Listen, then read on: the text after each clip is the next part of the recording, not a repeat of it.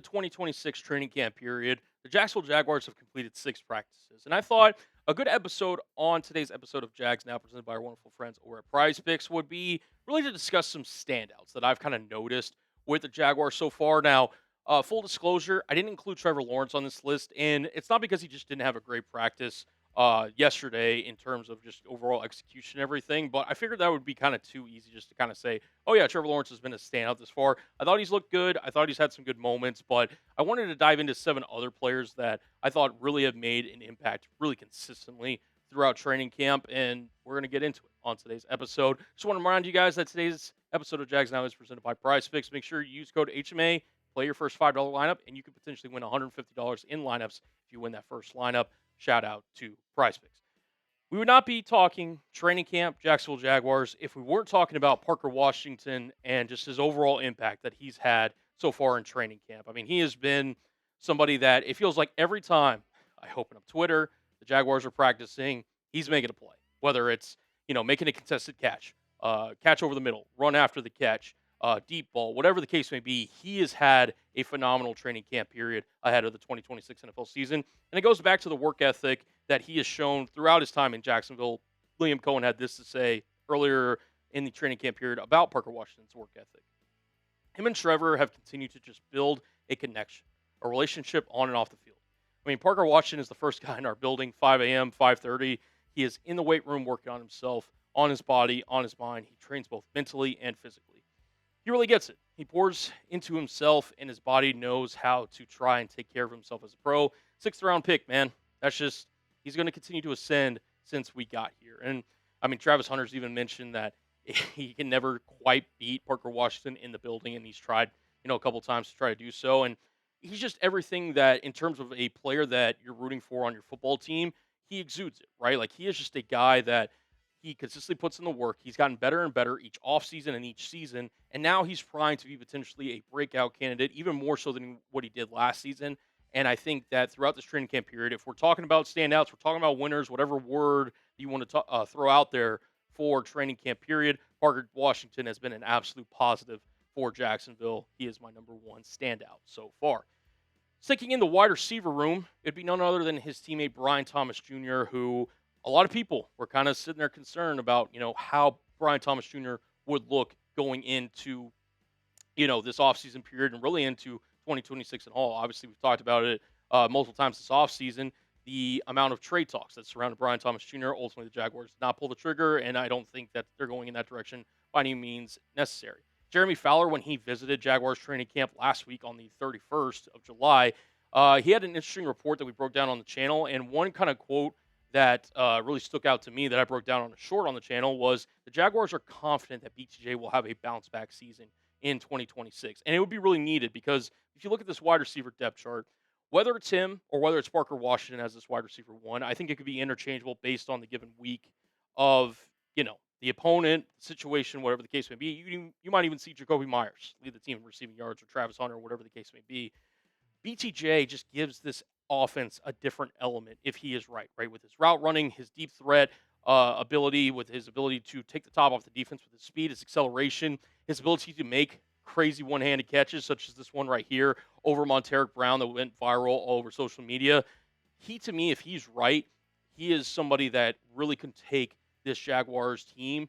And, Jacoby Myers and a bunch of other people mentioned it. Like, when BT is right and BT is balling, quote unquote, the Jaguars feel like they're a different team because of the ceiling and the potential big playability that he provides. So he's looked good so far. There have been a couple of moments where, you'd like him to kind of wound it in there. He hasn't been perfect by any means, but overall, he's been a big positive for Jacksonville in this training camp period. I have him as another one of my standouts for the Jacksonville Jaguars.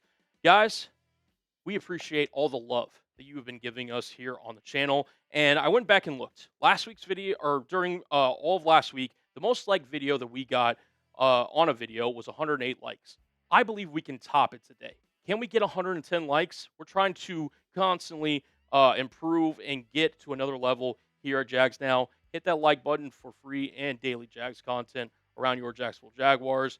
And with that, we'll get on with the rest of the video. But before we talk some more standouts, guys, this episode of Jags Now is presented by our wonderful friends over at Prize Picks. Today's show is sponsored by Prize Picks, America's #1 sports picks app.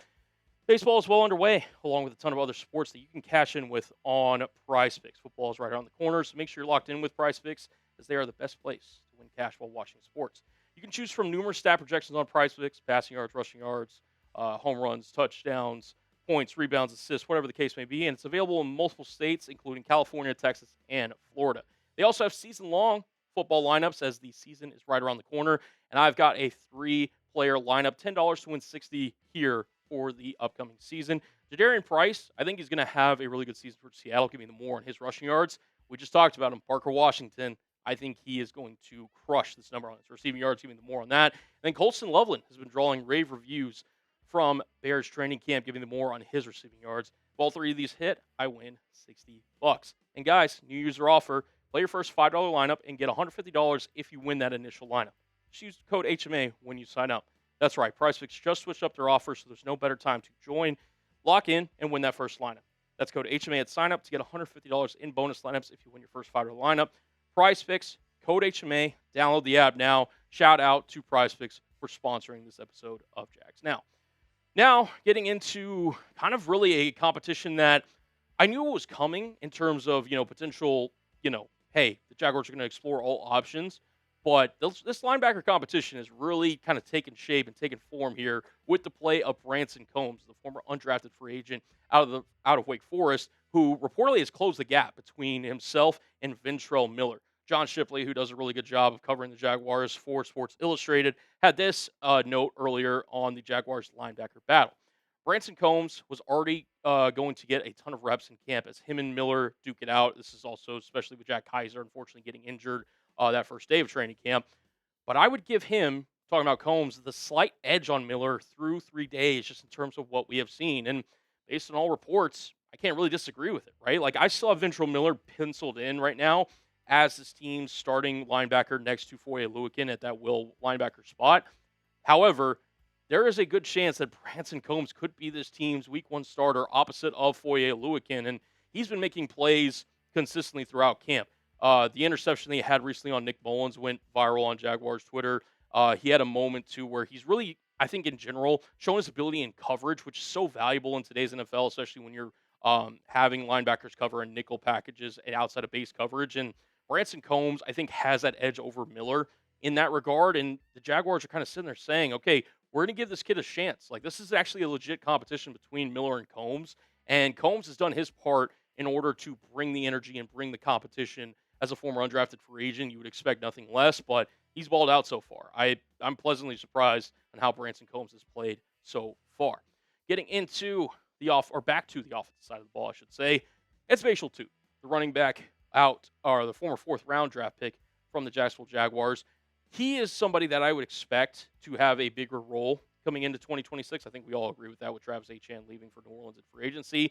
And apparently Tuten's got some high hopes for himself. Per Tony Pauline, who I know he's not the most credible in terms of sources out there, but he did have this note. Tuten is shooting for around 1,500 yards and 16 touchdowns, which I don't know why Pauline would necessarily, report otherwise on this, but Tuten should be striving for high kind of just level of play and high level of expectations for himself and this Jaguars team, because him and Chris Rodriguez Jr. kind of factor into being this team's 1-2 punch, along with Quinn Allen getting some third down reps in there. But I would imagine these two are the main kind of focal points of this Jaguars kind of rushing attack. Now, Chris Rodriguez Jr. is kind of slowly working himself back from that foot injury he suffered at the beginning of the offseason period. And Bhayshul Tuten, to his credit, A, has been healthy, and B, it seems like he is popping at least one explosive run.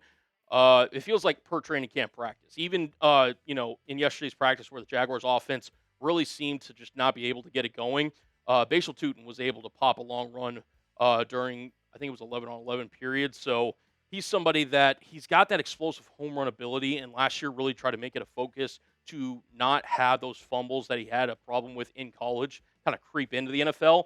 Now, Liam Coen and this entire Jaguars coaching staff really wants him to just play loose, play with, absolute just, hey, go out there, be the best version of you, and we'll live with the results. And I think Tuten has come out in training camp so far and delivered that expectation.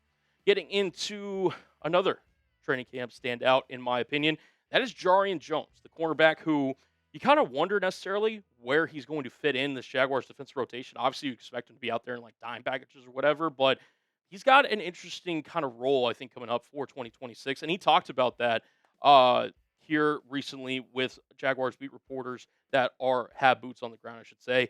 He had this to say: "We have a lot of things to do, or we have a lot to do, or we have to do a lot of different things. Excuse me, but that means you're good at a lot of different things. I like to think that I'm a complete football player. I can tackle, I can cover, I'm smart, I can get the ball out and do a lot of different things.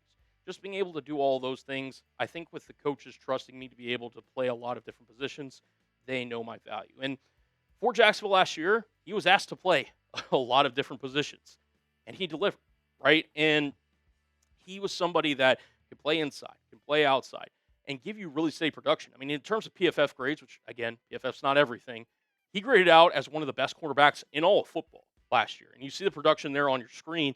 He has followed that season up with even a more productive training camp. Had this really nice interception on Parker Washington, a diving layout interception, which was one of the plays of training camp, if not the play of training camp so far. And he's just a guy that he has that kind of instinct and that want to be great and to continue to build and stack days and continue to get better. In terms of all the cornerbacks, there's been moments right from Travis Hunter, who we may or may not be talking about later in the video. Jabbar Muhammad's had some moments. You've also seen Monteric Brown, right? Jordan Lewis had some reps. To me, Jarrian Jones, though, has been the biggest winner so far from the cornerback room, and I'd expect him to carry the momentum into the 2026 NFL season. We can also shout out our wonderful friends over at SeatGeek for sponsoring today's episode of Jags Now. Shout out to SeatGeek for being a sponsor of this episode. Use code CHAT10 to get 10% off your next set of tickets. MLB is in full swing, and you can get tickets to all different types of sporting events on SeatGeek. The NFL schedule is officially released, and SeatGeek is the best place to go if you want tickets to a Jaguars game this year. Now, personally, guys, I will be calling Jaguars games from our Chat Sports studios here in Dallas, Texas, but whether you're in Duval County or around the United States, or hell, even overseas, you can get Jaguars tickets to see a game this year. In fact, the Jaguars are overseas in London when they take on the Eagles and Texans in London. But to kick off Jacksonville's season, the Jaguars take on the Browns at home, and you can get tickets with SeatGeek for as low as $179. Whether it's a ball game, concert, or any other event, SeatGeek is the place to go as they have your back when purchasing tickets. Each ticket is rated on a scale of 1 to 10, so you know you're getting a good deal. Look for green dots as they mean good, red dots mean bad. Use code CHAT10 for 10% off your next set of tickets at SeatGeek. That's 10% off any tickets with promo code CHAT10. Make sure you click the link in the description to download the app and have the code automatically added to your account so you can use it later. Thank you, SeatGeek, for sponsoring this episode. Okay, moving to the offensive line now. Now, there's been players that have had some, better days. There's been players that have had some not so great days. I think the most consistent, though, if I had to give one player a standout grade on the offensive line, is none other than Anton Harrison, who I think on any given Sunday could be the Jaguars' best offensive lineman. And he's had to play a lot of left tackle, right, with Cole Van Lanen not being able to be healthy, and he was placed on PUP prior to the start of training camp.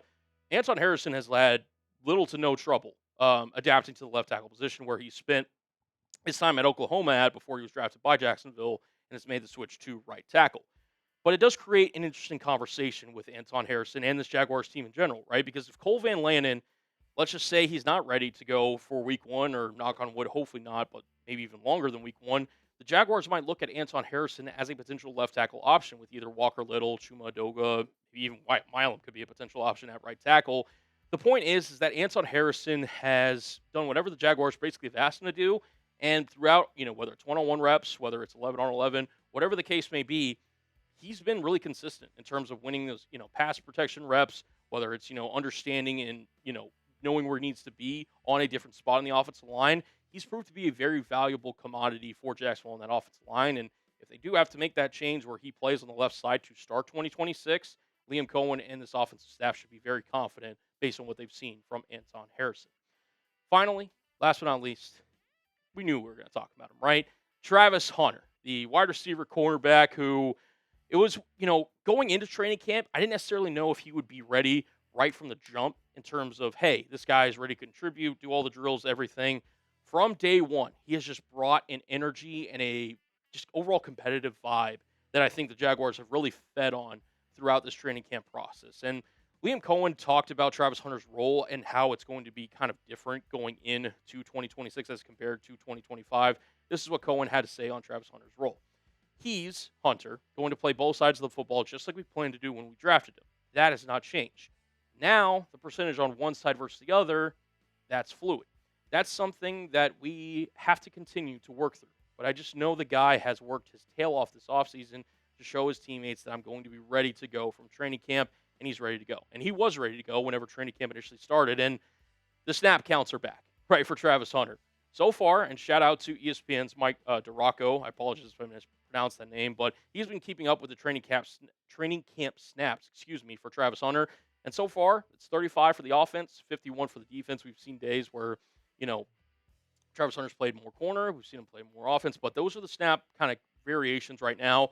I'm not sure if they're going to be indicative of what we're going to see in 2026, but Travis Hunter, he's an absolute competitor. He's put on the muscle, about 10 pounds of muscle to his frame, and he's going to do whatever the Jaguars kind of need him / want him to do, and if not, push further on Liam Coen to say, hey, can I be out here doing this on offense or defense? And I just think that for Hunter, you got to understand, what you can do without, overstepping. But he's going to be the classic, right? Like when you're watching a boxing fight and you have those boxing coaches in the corner. Like he is a classic in terms of being a boxer. You're going to have to pull me out. I'm not going to pull myself out. Like Travis Hunter's going to give you 110% effort, and he's had highlight plays throughout training camp to just really show the potential of what he can be. Whether it's on the offensive side, grabbing, kind of trying to high point some balls from Trevor Lawrence, or even getting a couple picks and some interceptions on the defensive side. I think he can just flash and show his potential on any given play. And I mean, whether he's wearing that teal jersey that you see on screen or whether he's wearing the white jersey when he's playing on defense, he's been really impactful. The energy's been infectious, and I think the Jaguars are going to benefit from what Travis Hunter brings them this year. I want to know from you guys, though. I just gave you 7 names that I've kind of been really impressed with and that have stood out to me so far this training camp period. You let me know. Which Jaguars players had the best training camp in your opinion? I feel like we're going to get a lot of Parker Washington questions, or responses, I should say. Let me know down below in the comments section. And guys, if you made it to the end of this video, that means we did something right. If you want more videos, consider giving us a like. Let's get 110 likes on this episode of Jags Now. We're trying to top what we did last week. And as always, guys, thank you so much for the support. Make sure you also subscribe, turn on notifications, and until next time, peace out.